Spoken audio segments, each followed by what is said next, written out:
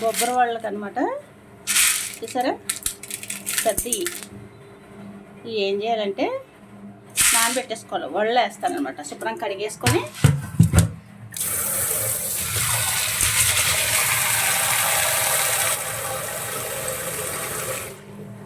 ఐదారు గంటలు ఈవినింగ్ అనుకోండి మార్నింగ్ నానబెట్టుకోవాలి. మార్నింగ్ అనుకోండి నైట్ నానబెట్టేసుకోవాలి. ఇవి బాగా నానతాయి అనమాట. నానాక అల్లం పచ్చిమిర్చి అన్నీ వేసుకొని మిక్సీ పట్టుకోవాలి. వడలు వేస్తానమాట. బొబ్బరి వాళ్ళు చాలా బాగుంటాయి టేస్ట్గా. సో నాని చూసారా బొబ్బరిలో నీళ్ళు వడత వేసుకొని కచ్చాపిచ్చ మిక్సీ పట్టుకోవాలి. అల్లం పచ్చిమిర్చి వేసుకొని మిక్సీ పెట్టేసుకుందాం. ఉల్లిపాయ ముక్కలు వేసుకొని ఇప్పుడు వడలు వేద్దాం. ఇవన్నీ మెత్తగా చేస్తాం కదా.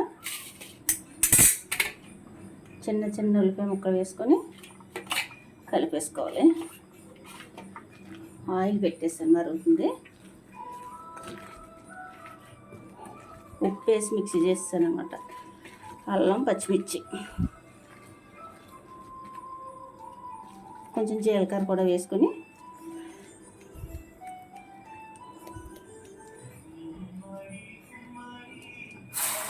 పళ్ళు వేసేసుకోవడం.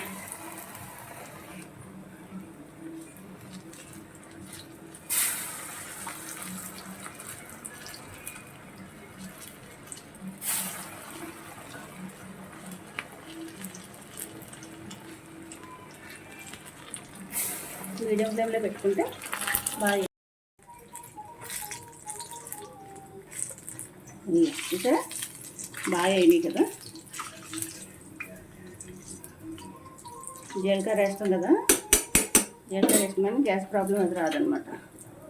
అల్లం వేస్తాం ఇంకా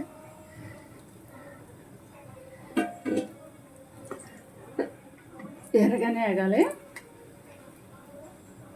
బాగుంటుంది.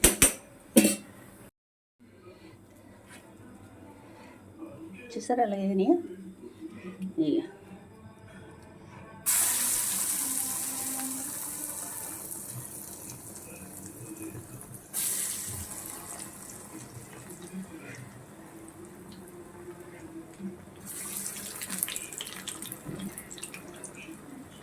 చక్కగా వేసేసుకోవడమే. చూసారా ఇంకా టమాటా చట్నీ అన్నమాట. దాంతో అన్నీ అలాగే వేపేసుకొని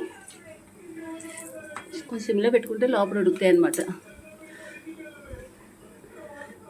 నెక్స్ట్ లైక్ చేయండి, షేర్ చేయండి, చిన్న కామెంట్ పెట్టండి. Please subscribe.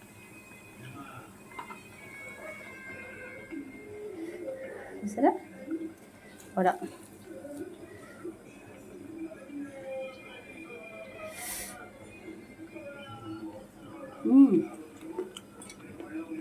సూపర్ ఉంది.